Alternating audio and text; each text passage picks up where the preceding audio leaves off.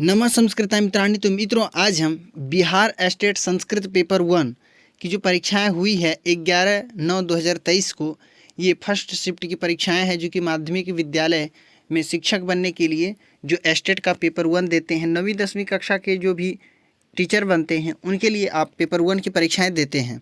तो उसी पेपर को हम लेकर के उपस्थित हुए हैं। जो परीक्षाएं हुई है 2023 में 11/9/2023 को जो प्रथम पेपर की परीक्षाएं हुई है उसी का हम लेकर के उपस्थित हुए हैं। ये जो है माध्यमिक संस्कृत आप देख पा रहे होंगे, ये जो है हाई स्कूल के लिए होता है ना। तो आप हाई स्कूल का शिक्षक बनते हैं तो उसके लिए आपको बिहार स्टेट पेपर 1 की परीक्षाएं देनी होती है। और इसमें जो है सब्जेक्ट क्वेश्चन जो है, यानी कि आपकी सब्जेक्ट से रिलेटेड, आपके विषय से संबंधित प्रश्न जो है 100 प्रश्न होते हैं, कुल 100 अंक के होंगे। इसके बाद 50 अंक के जो है आपको शिक्षण कला एवं सामान्य ज्ञान से संबंधित 50 अंक के प्रश्न पूछे जाएंगे, जो कि 50 प्रश्न होंगे। तो हम यहाँ देखेंगे कुल मिला के जो 100 प्रश्न होते हैं आपके सब्जेक्ट से होता है संबंधित, जो कि संस्कृत का होगा, हम उसको देखेंगे। तो हम संस्कृत का प्रश्न पत्र को ही लेकर के उपस्थित हुए हैं। जितने भी प्रश्न इसमें दिए गए हैं सभी का हम एक एक करके उत्तर भी जानते हुए आगे बढ़ेंगे जो परीक्षाएँ हुई है। तो आप लोग वीडियो के अंत तक बने रहेंगे, वीडियो काफ़ी अच्छी होने वाली है आप सभी के लिए। तो इसमें आप पहला प्रश्न यहाँ पर देख पा रहे होंगे। पहला प्रश्न है इसमें, अष्टाध्यायी के रचयिता कौन है? तो अष्टाध्यायी के रचयिता इसमें से कौन है? पतंजलि, पाणिनि, कात्यायन, वरदराज। तो इसमें से जो अष्टाध्यायी के रचयिता महर्षि पाणिनि हो जाएगा, है ना। ये 8 अध्यायों में विभक्त है ये अष्टाध्यायी। तो इसका जो सही उत्तर हो जाएगा ये बी हो जाएगा इसका सही विकल्प। इसके बाद हम दूसरे प्रश्न की ओर बढ़ते हैं। दूसरा प्रश्न इसमें देख पा रहे होंगे, स्क्रीन पर दिया गया है, हलंत्यम सूत्र किसकी इत संज्ञा होती है? हलंत्यम सूत्र से जो है किसकी इत संज्ञा होती है? तो हलंत्यम सूत्र आप पढ़ेंगे संज्ञा प्रकरण के अंतर्गत, तो उसमें आप पढ़ेंगे अंतिम व्यंजन वर्ण की क्या होती है? इत संज्ञा होती है हलंत्यम सूत्र से, ठीक है। इसके बाद हम तीसरे प्रश्न की ओर बढ़ते हैं। तीसरा प्रश्न आप देख पा रहे होंगे स्क्रीन पे, ये कह रहा है कि लोप संज्ञा का विधायक सूत्र है। लोप संज्ञा का विधायक सूत्र है, इनमें से कौन सा है? तो लोप संज्ञा का विधायक सूत्र जो है, ये विधायक सूत्र पूछ रहा है तो अदर्शनम लोपा हो जाएगा, ठीक है। तो विकल्प संख्या सी जो है इसका सही उत्तर हो जाएगा। इसके बाद अगले प्रश्न की ओर हम बढ़ते हैं। अगला इसमें देख सकते हैं, चौथा प्रश्न इसमें दिया गया है। चौथा प्रश्न इसमें दिया गया है कि क से लेकर के म तक के वर्णों की संज्ञा है। क से म तक के वर्णों की संज्ञा है, क्या है? स्पर्श है, अंतस्थ है, उष्म है, या इसमें से क्या हो जाएगा? तो स्पर्श जो है इसको हम स्पर्श व्यंजन कहते हैं, क से लेकर के म तक, है ना। तो इसको आप ध्यान में रखेंगे, स्पर्श इसको कहते हैं। इसके बाद अगला जो प्रश्न है इसमें, अगला प्रश्न है इसमें देख सकते हैं, भरने के लिए कहा जा रहा है कि पांचवा प्रश्न है, मुख नासिका वचनों डैश रिक्त स्थान के लिए उचित पद को चुने। तो मुख नासिका वचनों अनुनासिका होता है, इसका विकल्प संख्या बी हो जाएगा बिल्कुल सही उत्तर। क्योंकि आप जब संज्ञा प्रकरण के अंतर्गत पढ़ेंगे तो ये एक सूत्र ही है, मुख नासिका वचनों अनुनासिका, है ना। तो इस प्रकार इसका सही उत्तर हो जाएगा अनुनासिका। इसके बाद है आगे इसमें दिया गया है तुल्यास प्रयत्नम।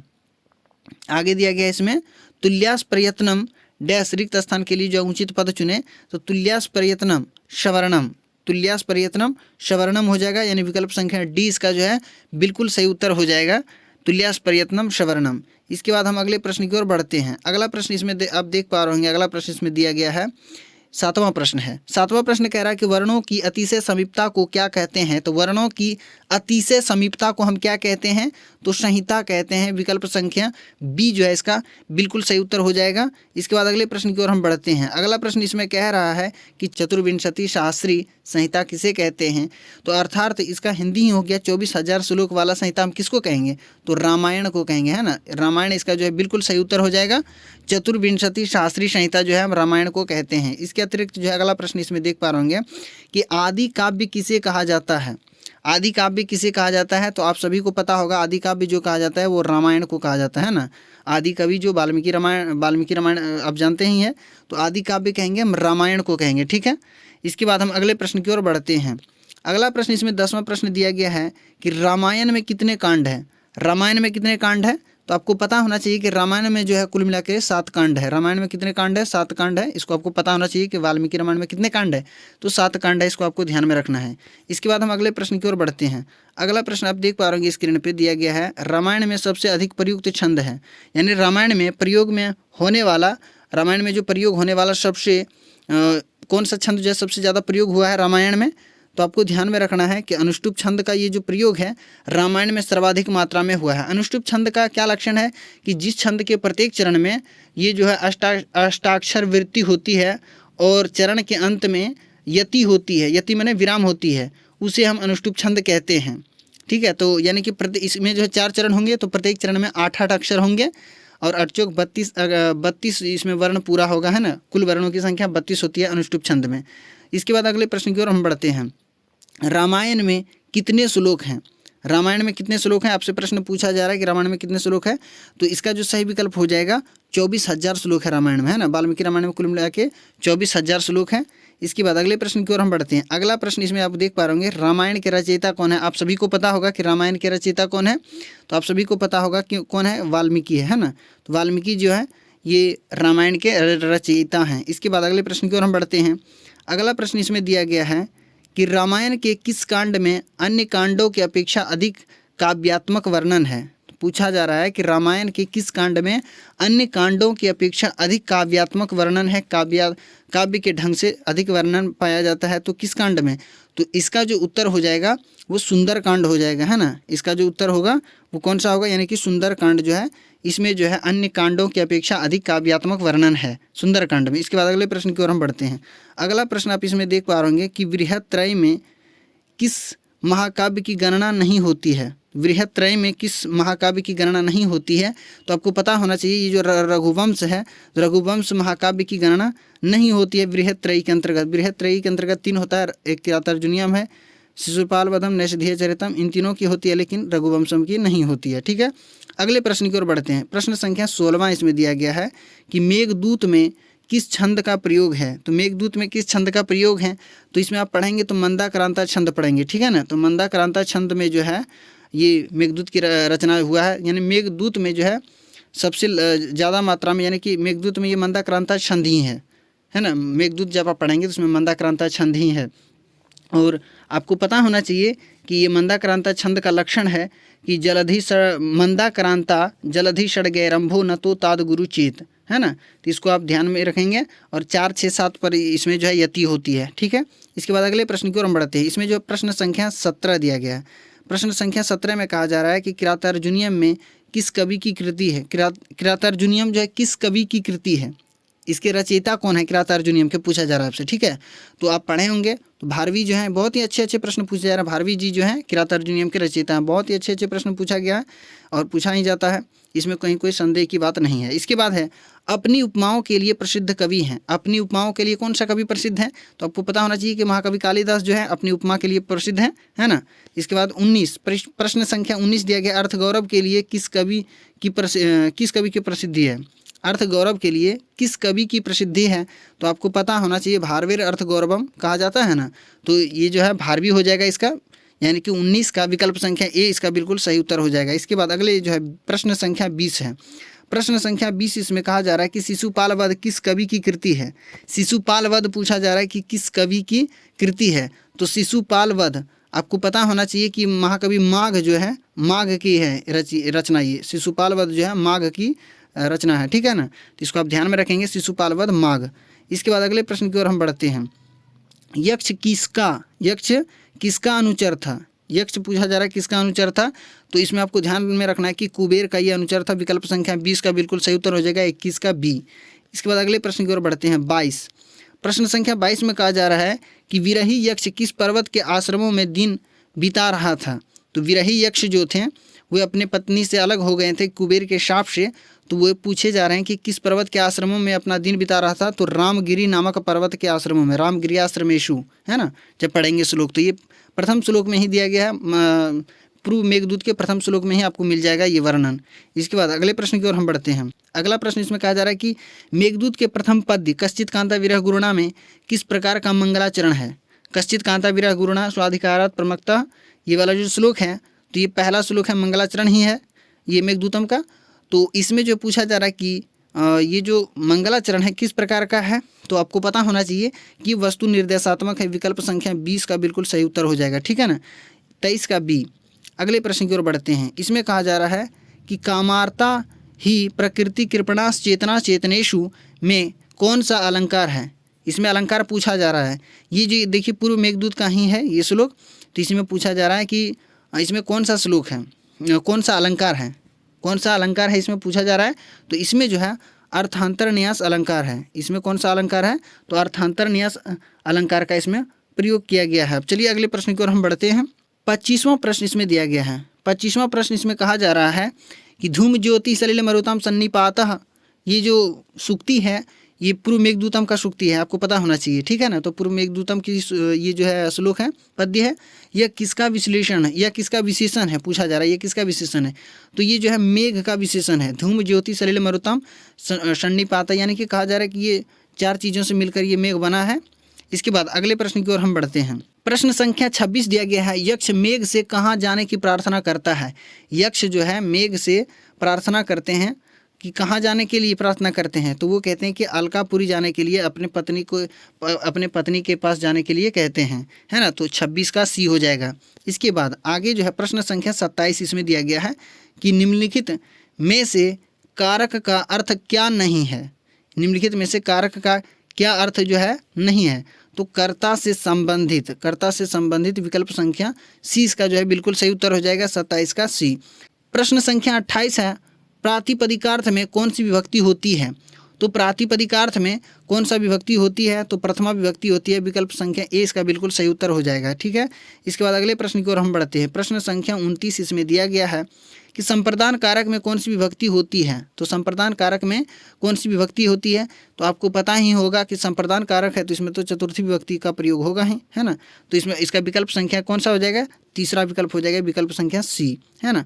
अगले प्रश्न 30वां प्रश्न है इसमें कि अधिकरण कारक का चिन्ह है। तो चिन्ह आपको पता ही होगा कि अधिकरण कारक का चिन्ह जो है में पर है, अधिकरण का चिन्ह है। इसके बाद काके की ये षष्ठी का चिन्ह है, से के द्वारा तृतीय विभक्ति का चिन्ह होता है, को ये द्वितीय अथवा चतुर्थी विभक्ति का होता है ना। तो इसको आपको ध्यान में रखना है। किस सूत्र से सह के योग में अप्रधानकर्ता में तृतीय विभक्ति होती है। तो इसका जो सही उत्तर होगा सहयुक्ते अप्रधाने ये सूत्र है ना। तो सह के योग में अप्रधानकर्ता में तृतीय विभक्ति होती है इस सूत्र से, सहयुक्ते अप्रधाने। तो 31 का डी इसका बिल्कुल सही उत्तर हो जाएगा। अगले प्रश्न, अगला जिसमें प्रश्न आप देख पा रहे होंगे, प्रश्न संख्या 32 है। प्रश्न संख्या 32 कहता है साधक तमम डैश, रिक्त स्थान के लिए उचित पद को चुनना है।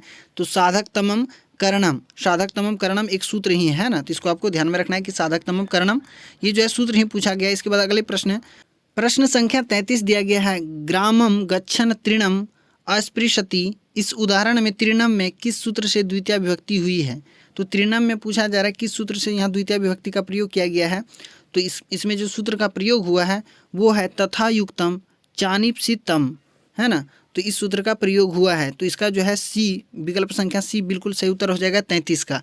इसके बाद अगला प्रश्न जो दिया गया है, प्रश्न संख्या 34 दिया गया है, कादम्बरी की कथा का मूल स्रोत क्या है। तो कादम्बरी की जो कथा का मूल स्रोत पूछा जा रहा है क्या है, तो बृहत कथा हो जाएगा। इसका बिल्कुल सही उत्तर बृहत कथा हो जाएगा, विकल्प संख्या बी, है ना। इसके बाद अगले प्रश्न की ओर हम बढ़ते हैं।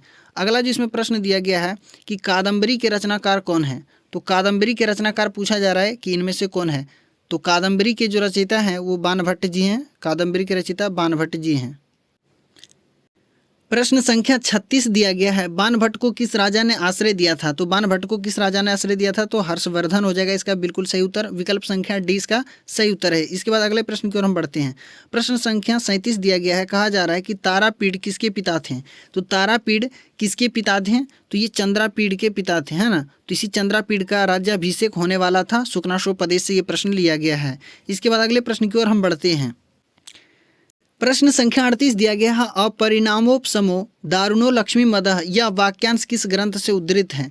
तो अपरिणामोपशमो दारुणो लक्ष्मी मदः, तो ये जो है शुक्नाशोपदेश से है। तो इसमें तो शुक्नाशोपदेश विकल्प में नहीं दिया गया है। तो शुक्नाशोपदेश किसका भाग है, तो कादम्बरी का ही भाग है, ठीक है। तो विकल्प संख्या सी जो है इसका बिल्कुल सही उत्तर हो जाएगा। इसके बाद अगले प्रश्न की ओर हम बढ़ते हैं। प्रश्न संख्या 39 दिया गया, 39 में कहा जा रहा है कि शुक्नाशोपदेश में लक्ष्मी को कहा गया है। तो शुक्नाशोपदेश में लक्ष्मी को क्या कहा गया है, तो इसमें चंचला है, दुष्टों पर कृपा करने वाली, तृष्णा को बढ़ाने वाली। तो ये तीनों विकल्प सही है। इसका मतलब है कि इनमें से सभी जो है ये विकल्प सही उत्तर हो जाएगा, है ना। तो चंचला भी कहा गया लक्ष्मी को, दुष्टों पर कृपा करने वाली और तृष्णा को बढ़ाने वाली, ये तीनों ही कहा गया है शुक्नाशोपदेश में लक्ष्मी को। अगले प्रश्न की ओर बढ़ते हैं। प्रश्न संख्या 40, इसमें कहा जा रहा है कि शुक्नाशोपदेश में क्या वर्णित नहीं है। शुक्नाशोपदेश में क्या वर्णित नहीं है, तो ये जो है 40वां प्रश्न है। तो ये जो विंध्याटवी वर्णन है ये जो है शुक्राशु प्रदेश में नहीं पाया जाता है। लक्ष्मी की चंचलता तो है ही, युवावस्था के दोष हैं, और गुरु के उपदेश की महिमा का वर्णन तो है ही। तो ये जो चौथा विकल्प है, चौथा विकल्प ही इसमें नहीं दिए पाया जाता है, मतलब इसका वर्णन नहीं पाया जाता है। विंध्याटवी वर्णन जो है शुक्राशु प्रदेश में नहीं है। ठीक है, इसके बाद अगले प्रश्न की ओर बढ़ते हैं। कह रहा है कि शिवराज विजय है एक। शिवराज विजय क्या है? तो शिवराज विजय एक ऐतिहासिक उपन्यास है। विकल्प संख्या इसका जो है बिल्कुल सही उत्तर हो जाएगा। इसके बाद हम अगले प्रश्न की ओर बढ़ते हैं। पूछा जा रहा है कि शिवराज विजय के रचनाकार कौन है? तो शिवराज विजय के रचनाकार आपको पता होना चाहिए, श्री अंबिका दत्त व्यास जी हैं। विकल्प संख्या सी इसका बिल्कुल सही उत्तर हो जाएगा। 43 है, प्रश्न संख्या 43 में कहा जा रहा है कि अंबिका दत्त व्यास का जन्म किस राज्य में हुआ था? तो इसका जो सही उत्तर हो जाएगा, राजस्थान में इसका जन्म हुआ है अंबिका दत्त व्यास जी का। ठीक है, इसके बाद अगला प्रश्न है, शिवराज विजय में किस रस की प्रधानता है? शिवराज विजय में जो पूछा जा रहा है कि किस रस की प्रधानता है, तो वीर रस की इसमें प्रधानता है शिवराज विजय में। इसको आपको ध्यान में रखना है। अगले प्रश्न की ओर बढ़ते हैं। शिवराज विजय का नायक कौन है? शिवराज विजय का आपसे नायक पूछा जा रहा है। ये एक ऐतिहासिक उपन्यास है, इसको आपको ध्यान में रखना है। शिवराज विजय के जो नायक हैं शिवाजी हैं, इसको ध्यान में रखना है, वीर शिवाजी इसके नायक है शिवराज विजय के। इसके बाद अगला जो प्रश्न है, शिवराज विजय का प्रारंभ जो है किस दृश्य से होता है? तो शिवराज विजय का प्रारंभ जो है किस दृश्य से होता है? तो सूर्योदय वर्णन से जो है होता है। सूर्योदय वर्णन से जो है इसका प्रारंभ होता है शिवराज विजय का, है ना। इसके बाद हम अगले प्रश्न की ओर बढ़ते हैं। प्रश्न संख्या 47 है, अभिज्ञान शाकुंतल नाटक के रचनाकार कौन है? तो अभिज्ञान शाकुंतल नाटक के रचनाकार जो है कालिदास हैं। ये बहुत ही प्रसिद्ध नाटक है ना। काव्येषु नाटकम रम्यम तत्र रम्या शकुंतला, है ना, ये बहुत ही प्रसिद्ध है। तो ये विकल्प संख्या बी हो जाएगा इसका बिल्कुल सही उत्तर 47 का। इसके बाद अगले प्रश्न की ओर बढ़ते हैं। प्रश्न संख्या 48 दिया गया है, कहा जा रहा है कि संस्कृत का सर्वश्रेष्ठ नाटक कौन है? तो संस्कृत का सर्वश्रेष्ठ नाटक अभिज्ञान शाकुंतल है ना। अभिज्ञान शाकुंतलम ये सर्वश्रेष्ठ नाटक है। इनके रचयिता महाकवि कालिदास जी हैं। इनको आपको ध्यान में रखना है। इसके बाद देखिए, अभिज्ञान शाकुंतलम से ही संबंधित प्रश्न पूछे जा रहे हैं कि अभिज्ञान शाकुंतल जो है कितने अंकों में जो है निबद्ध है, कितने अंकों में ये लिखा गया है? तो 7 अंकों में, है ना। 7 अंक में ये विभाजित है अभिज्ञान शाकुंतल। इसके बाद अगले प्रश्न की ओर बढ़ते हैं। प्रश्न संख्या 50 कहा जा रहा है, इसमें कहता है कि अभिज्ञान शाकुंतल का कौन अंक सर्वश्रेष्ठ माना जाता है? तो अभिज्ञान शाकुंतल का ये जो चतुर्थ अंक है ये सर्वश्रेष्ठ माना जाता है इसमें, है ना। अगर पूरा अभिज्ञान शाकुंतलम को आप नहीं भी पढ़ते हैं परंतु चतुर्थ अंक को आप पढ़ लेते हैं तो ये बहुत ही लाभदायक है और बहुत ज़्यादा प्रश्न भी पूछे जाते हैं चतुर्थ अंक से, इसलिए चतुर्थ अंक को सर्वश्रेष्ठ माना जाता है। इसमें विशेष बातें भी है चतुर्थ अंक में। इसके बाद अगला जो प्रश्न है इसमें, शकुंतला की माता कौन थी? शकुंतला की माता की अगर हम बात करें तो मेनका नामक एक अप्सरा थी, है ना। तो उनकी माता थी, शकुंतला की माता थी मेनका, है ना। मेनका क्या थी? एक अप्सरा थी। इसके बाद शकुंतला के पिता कौन थे? तो शकुंतला के पिता देखिए, इसका जो पिता थे वो विश्वामित्र थे इनका, और पालक पिता जो थे इनका जो पालन पोषण किए हैं वो महर्षि कण्व थे, है ना। तो महर्षि कण्व, तो विश्वामित्र इसके अपने पिता थे जिन्होंने इनको जन्म दिए हैं, है ना। इसके बाद पालक पिता जो है महर्षि कण्व थे। अगले प्रश्न की ओर बढ़ते हैं। प्रश्न संख्या 53 दिया गया है। प्रश्न संख्या 53 कहा जा रहा है कि दुर्वासा का शाप अभिज्ञान शाकुंतल के किस अंक में वर्णित है? तो दुर्वासा का शाप जो है अभिज्ञान शाकुंतलम नाटक आप पढ़ेंगे तो पूछा जा रहा है कि किस अंक में ये जो है इसका वर्णन पाया जाता है? तो चतुर्थ अंक जब आप पढ़ेंगे तो उसमें जो है दुर्वासा शाप का वर्णन मिलता है आपको अभिज्ञान शाकुंतलम में, है ना।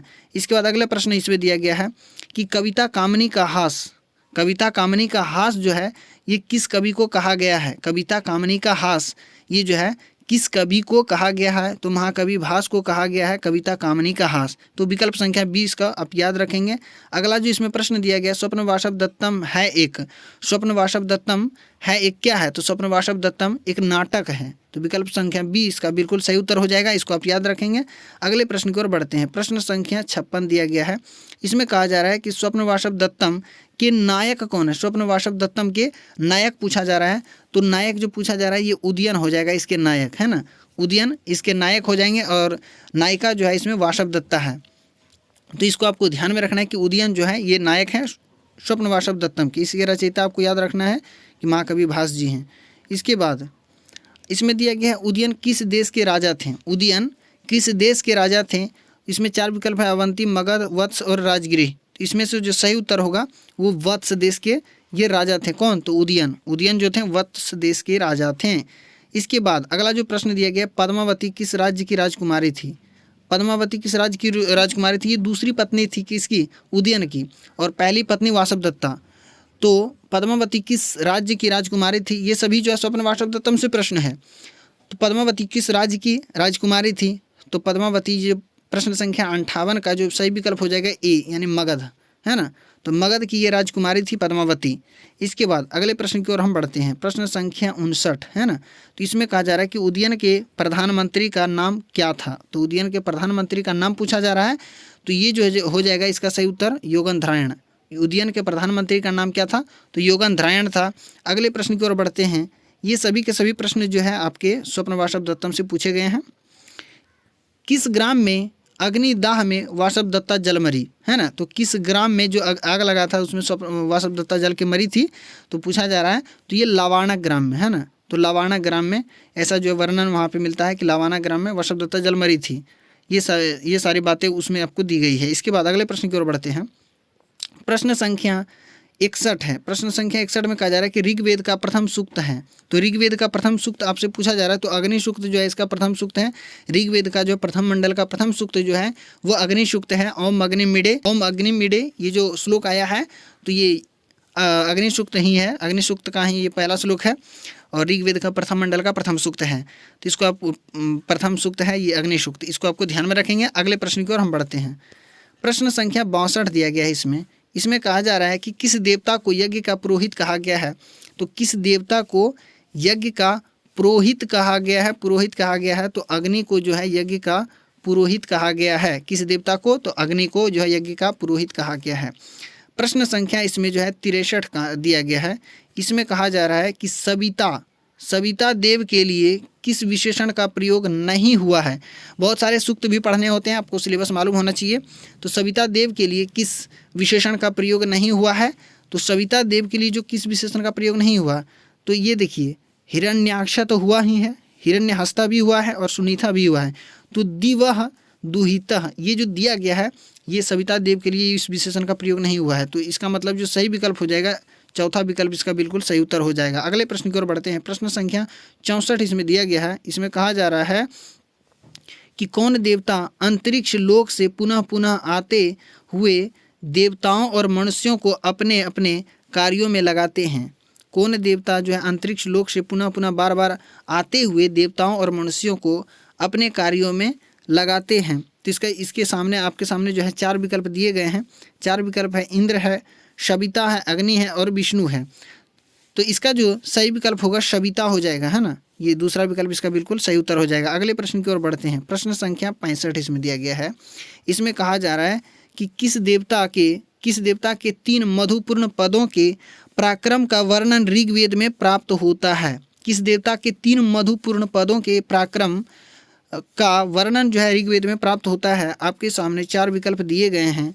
4 विकल्प इस प्रकार से है, इंद्र है, विष्णु है, सूर्य है और रुद्र है। तो इसका जो सही उत्तर हो जाएगा वो विष्णु हो जाएगा, है ना।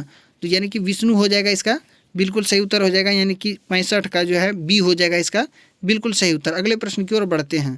प्रश्न संख्या जो है 66 दिया गया है। इसमें कहा जा रहा है कि मृगो न भीमः कूचरो गिरिष्ठा ये विशेषण जो है किस देवता के लिए प्रयुक्त है। मृगो न भीमः कूचरो गिरिष्ठा ये जो है पूछा जा रहा है कि ये विशेषण जो है किस देवता के लिए प्रयुक्त हुआ है।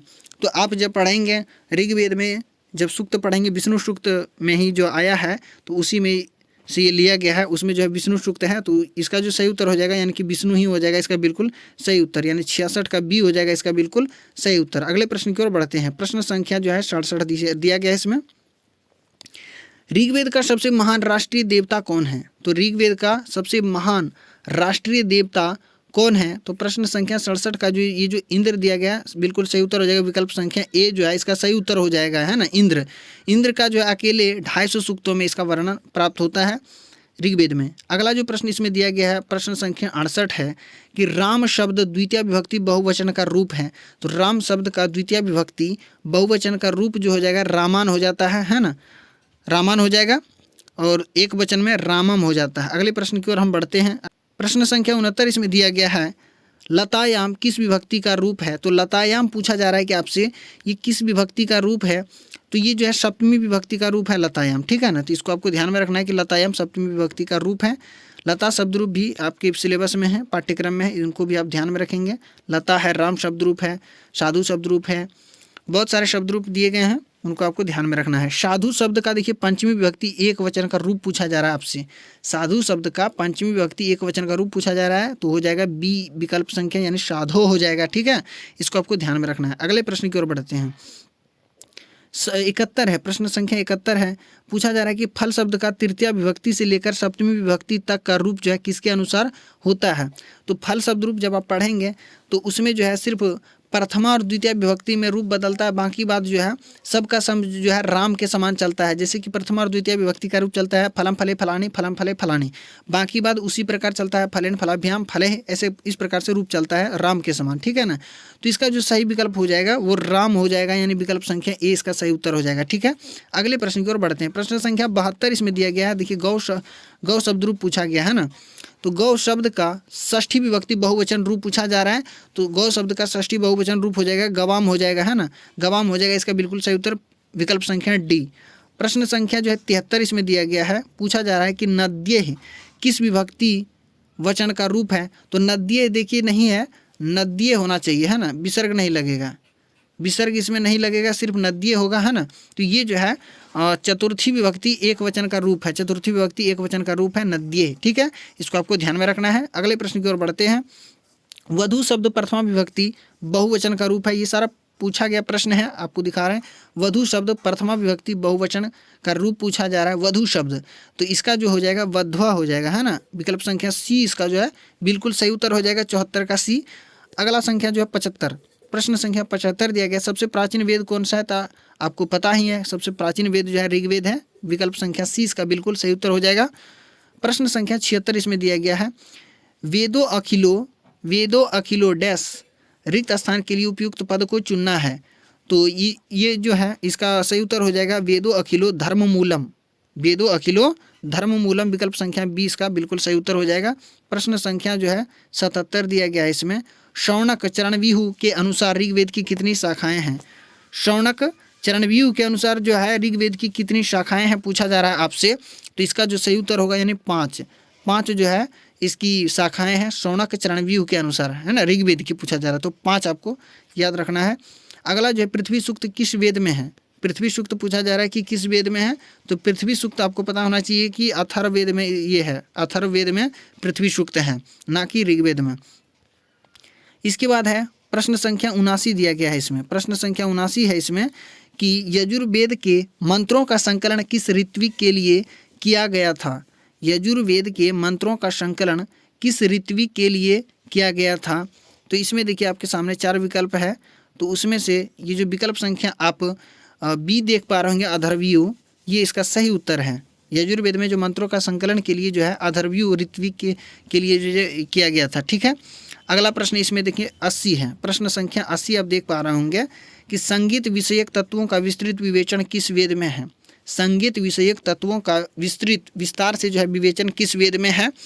तो प्रश्न संख्या 80 का ये जो सामवेद जो है, सामवेद से ही संगीत लिया गया है ना, तो सामवेद आपको ध्यान में रखना है, विकल्प संख्या सी इसका सही उत्तर हो जाएगा। अगला जो है प्रश्न संख्या 81 दिया गया है। प्रश्न संख्या 81 में कहा जा रहा है कि ये जो माहेश्वर सूत्रों की संख्या कितनी है। तो माहेश्वर सूत्रों की संख्या आपको पता होना चाहिए कि 14 है माहेश्वर सूत्रों की संख्या। इसके बाद हल प्रत्याहार पूछा जा रहा है कि हल प्रत्याहार के अंतर्गत कौन कौन से वर्ण आते हैं। हल प्रत्याहार के अंतर्गत कौन से वर्ण आते हैं। हल प्रत्याहार के अंतर्गत तो इसमें जो है व्यंजन वर्ण आते हैं, हल प्रत्याहार उसी को ना बोलते हैं व्यंजन वर्ण को।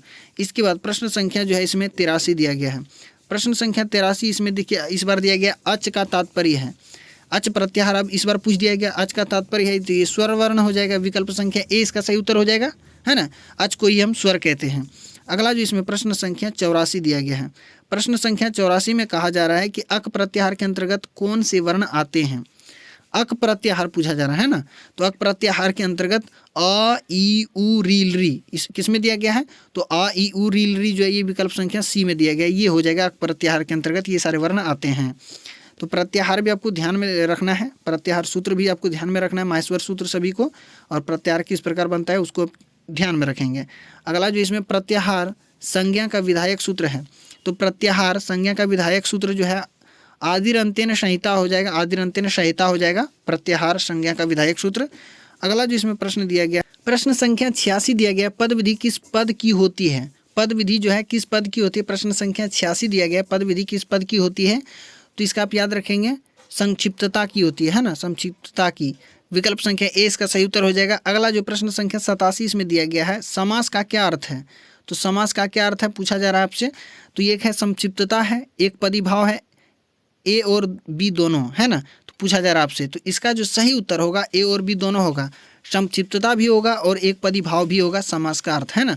अगले प्रश्न की ओर हम बढ़ते हैं। प्रश्न संख्या इसमें 88 दिया गया है, कथ्यते डैश इष्टार्थ व्यवच्छिन्ना पदावली रिक्त स्थान के लिए उपयुक्त पद को चुने, है ना। तो ये जो है आप जब काव्य दीपिका पढ़ेंगे तो उसमें आपको दिया गया होगा कि कथ्यते काव्यम इष्टार्थ व्यवच्छिन्ना पदावली, है ना, ये आपको दिया गया होगा। ये जो है काव्य की परिभाषा है, ये काव्य की परिभाषा है, कथ्यते काव्यम इष्टार्थ व्यवच्छिन्ना पदावली। तो इसमें काव्यम है, यहाँ विकल्प संख्या सी में जो है काव्यम हो जाएगा इसका बिल्कुल सही उत्तर। इसके बाद अगले प्रश्न की हम और बढ़ते हैं। 89 प्रश्न संख्या 89 में इसमें दिया गया है, साक्षात संकेतित अर्थ क्या है, साक्षात संकेतित अर्थ क्या है, तो इसका जो सही उत्तर होगा वाच्यार्थ हो जाएगा इसका विकल्प, यानी कि विकल्प संख्या ए ही इसका सही उत्तर हो जाएगा, यानी वाच्यार्थ ही हो जाएगा। साक्षात जो है संकेतित अर्थ क्या है, तो वाच्यार्थ, लक्ष्यार्थ नहीं, व्यंग्यार्थ ये सब नहीं होगा, है ना। तो ये सभी के सभी कहाँ से है, काव्य दीपिका पढ़ेंगे तो उससे लिया गया है ना, ये सारा प्रश्न। इसके बाद इधर भी देख सकते हैं, वहाँ से ही प्रश्न है, सब काव्य दीपिका से प्रश्न है। इसके बाद इसमें देखिए प्रश्न संख्या 90 है। 90 में कहा जा रहा है कि आचार्य मम्मट के अनुसार काव्य के कितने प्रयोजन हैं, तो काव्य के कितने प्रयोजन हैं, तो आचार्य मम्मट के अनुसार जो है काव्य के प्रयोजन कुल मिलाकर के 6 हैं। आचार्य मम्मट के अनुसार पूछा जा रहा है कि काव्य के प्रयोजन कितने हैं, तो काव्य के प्रयोजन जब आप आचार्य मम्मट के अनुसार पढ़ेंगे तो कुल मिला के काव्य के प्रयोजन 6 हैं। तो कौन कौन से हैं, किस प्रकार से हैं, तो इसका एक श्लोक है कि काव्यम यशसे अर्थकृते व्यवहार विदे शिवेतर क्षतये सद्य परनिर्वृत्ते कांता संमितयोपदेश युजे। इसी में जो है छबो प्रयोजन को एक करके मतलब एक करके सबको बताया गया है, छबो प्रयोजन का नाम, है ना। तो ये आचार्य मम्मट के अनुसार ये जो काव्य के 6 प्रयोजन हैं, ठीक है। तो पहला हो गया यश, और दूसरा अर्थकृते, इसके बाद हो गया इसके यश से हो गया पहला, दूसरा अर्थकृते, तीसरा हो गया व्यवहार विदे, चौथा हो गया शिवेतर क्षत्रिय, पांचवा है सद्य परनिर्वृत्तीय, और कांता संमितयोपदेश युजे, है ना। इसके बाद अगला जो है इसमें दिया गया है, उत्तम काव्य में किसकी प्रधानता होती है, उत्तम काव्य में जो है किसकी प्रधानता होती है, उत्तम काव्य में जो है किसकी प्रधानता होती है, प्रश्न संख्या 91 है। तो इसका जो सही उत्तर होगा व्यंग्यार्थ, व्यंग्यार्थ की प्रधानता होती है उत्तम काव्य में, इसको आपको ध्यान में रखेंगे, विकल्प संख्या सी इसका सही उत्तर हो जाएगा। अगला जो प्रश्न इसमें दिया गया 92, प्रश्न संख्या 92 में पूछा जा रहा है कि गुणीभूत व्यंग्य काव्य में क्या गौण होता है, तो गुणीभूत व्यंग्य काव्य में क्या गौण होता है, तो इसमें जो है व्यंग्यार्थ ही जो है गौण होता है ना, इसको आपको ध्यान में रखेंगे, व्यंग्यार्थ ही गौण होता है गुणीभूत व्यंग्य काव्य में। काव्य के 3 भेद बताए गए हैं, है ना, काव्य के 3 भेद होते हैं। प्रश्न संख्या 93 है, कहा जा रहा है कि शब्द की स्वाभाविक शक्ति कौन है, तो शब्द की स्वाभाविक शक्ति जो है ये अभिधा हो जाएगा, है ना, अभिधा इसका बिल्कुल सही उत्तर हो जाएगा, शब्द की स्वाभाविक शक्ति अभिधा है। प्रश्न संख्या जो है 94 इसमें दिया गया है, काव्य में पद संघटना को क्या कहते हैं, तो काव्य में जो है पद संघटना को हम क्या कहते हैं, तो इसमें जो है 4 विकल्प आपके सामने, अलंकार है, रीति है, गुण है, ध्वनि है। तो 94 का जो सही विकल्प होगा वो हो जाएगा रीति, 94 का सही विकल्प रीति, यानी कि बी विकल्प इसका सही उत्तर हो जाएगा। प्रश्न संख्या 95 इसमें दिया गया है, कहा जा रहा है कि निम्नलिखित में कौन शब्दालंकार नहीं है, तो शब्दालंकार में 3 अलंकार आते हैं, शब्दालंकार में जो है 3 अलंकार आते हैं, एक अनुप्रास अलंकार है, श्लेष अलंकार है और यमक अलंकार है। ये 3 अलंकार जो है ये शब्दालंकार के अंतर्गत आते हैं, और उपमा अलंकार जो है ये शब्दालंकार के अंतर्गत नहीं आता है। तो इसका जो सही विकल्प होगा विकल्प संख्या यानी कि ए हो जाएगा इसका बिल्कुल सही उत्तर। अब अगले प्रश्न की ओर हम बढ़ते हैं। प्रश्न संख्या 96 इसमें दिया गया है, किस अलंकार में स्वर वर्णों में विभिन्नता होने पर भी व्यंजन वर्णों में सादृश्य होता है, किस अलंकार में स्वर वर्णों में विभिन्नता होने पर भी व्यंजन वर्णों में सादृश्य होता है। इस आपके सामने 4 विकल्प दिया गया है, 4 विकल्प इस प्रकार से है, यमक अलंकार है, रूपक है, अनुप्रास है और उपमा अलंकार दिया गया है। तो इसका जो सही विकल्प होगा वो अनुप्रास अलंकार हो जाएगा, है ना, अनुप्रास अलंकार इसका सही उत्तर होगा। इसके बाद अलंकार भी आपके पाठ्यक्रम में है। प्रश्न संख्या 97 दिया गया है, उपमा अलंकार के कितने तत्व हैं, तो उपमा अलंकार के कितने तत्व हैं, तो इसका जो सही उत्तर होगा यानी कि इसमें जो है हाँ दिया गया है 4 जो है इसका सही उत्तर हो जाएगा, यानी कि 4 इसका सही उत्तर हो जाएगा, यानी उपमा अलंकार के कितने तत्व हैं 4। प्रश्न संख्या 98 दिया गया है, उपमा अलंकार में क्या नहीं होता है, तो उपमा अलंकार में क्या नहीं होता है, ये पूछा जा रहा है आपसे प्रश्न। तो उपमा अलंकार में जो है ये उपमान तो होता ही है, उपमेय भी होता है और सामान्य धर्म भी होता है, आरोप नहीं होता है ना। तो इसका जो सही विकल्प हो जाएगा वो हो जाएगा आरोप, यानी कि तीसरा विकल्प इसका बिल्कुल सही उत्तर हो जाएगा। सामान्य धर्म, उपमेय और उपमान तो ये उपमा अलंकार में होता ही है ना। आगे देखते हैं, प्रश्न संख्या 99 कह रहा है कि उपमेय और उपमान का अभेद वर्णन किस अलंकार का वर्ण विषय है। उपमेय और उपमान का अभेद वर्णन किस अलंकार का वर्ण विषय है, आपसे पूछा जा रहा प्रश्न। तो इसमें 4 विकल्प दिया गया है। तो इसमें जो ये रूपक अलंकार है, रूपक अलंकार इसका बिल्कुल सही उत्तर हो जाएगा, यानी उपमेय और उपमान का अभेद वर्णन जो है ये रूपक अलंकार का वर्ण विषय है। ठीक है, तो बी इसका सही उत्तर हो जाएगा। और आगे जो है इसमें आखिरी प्रश्न जो दिया गया है इसमें, मन्ये शंके ध्रुवम प्रायः नूनम एवं इव किस अलंकार के बोधक तत्व हैं। ये जो शब्द इसमें दिया गया है देख सकते हैं, मन्ये है, शंके है, ध्रुवम है, प्रायः है, नूनम है एवं इव, ये जो अव्यय है इसमें, तो इनमें पूछा जा रहा है कि ये किस अलंकार के बोधक तत्व हैं। यानी इन सारे शब्द को हम किसी भी श्लोक में देखेंगे तो इससे जो है हमको स्पष्ट पता चल जाएगा कि वो जो अलंकार है वो उत्प्रेक्षा अलंकार है। उत्प्रेक्षा अलंकार में आपको अक्सर ये सभी शब्द देखने को मिलेगा, ये सभी अव्यय देखने को मिल जाएगा। तो इस प्रकार ये 100 प्रश्न था कुल मिलाकर के स्टेट पेपर 1 का, यानी संस्कृत विषय का स्टेट पेपर 1 बिहार 2023 में जो परीक्षाएं हुई थी, है ना। इसके बाद आपसे जो 50 प्रश्न पूछे जाते हैं जो कि शिक्षण कला और सामान्य ज्ञान से संबंधित होते हैं। तो वीडियो आपको कैसा लगा कमेंट बॉक्स के माध्यम से जरूर बताएंगे, और वीडियो पसंद आई तो आप लाइक कर देंगे। चैनल पे पहली बार है सब्सक्राइब करके इस परिवार से जुड़ जाएंगे, और मिलते हैं इससे बेहतरीन वीडियो के साथ। इसका जो है पेपर 2 के साथ हम मिलते हैं, ठीक है। तो इस वीडियो में इतना है, तब तक के लिए नमः संस्कृताय, धन्यवाद, आपका दिन शुभ हो।